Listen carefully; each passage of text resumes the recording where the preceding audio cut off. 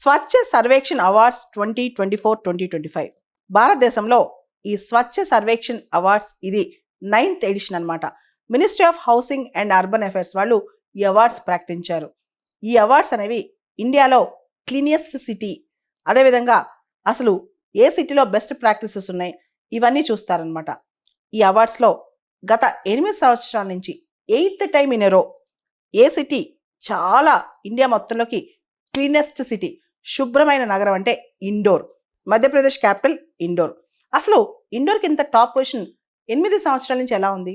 ముందుగా అక్కడ చెత్త వేస్ట్, సెగ్రిగేటెడ్ వేస్ట్ అనేది 100% డోర్ టు డోర్ కలెక్షన్ ఉంది. అంటే ఏదైతే వేస్ట్ ఉందో దాన్ని ప్రాపర్గా సెగ్రిగేట్ చేసి సపరేట్ చేసి డోర్ టు డోర్ కలెక్షన్ అనమాట.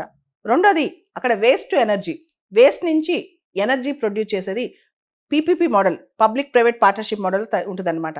మూడోది అక్కడ గార్బేజ్ వ్యాన్స్, ఏదైతే చెత్త సేకరణ వ్యాన్స్ ఉన్నాయో అక్కడ జీపీఎస్ టెక్నాలజీ వాడతారంటే వాడి ఆ వ్యాన్స్ని ట్రాక్ చేస్తారనమాట.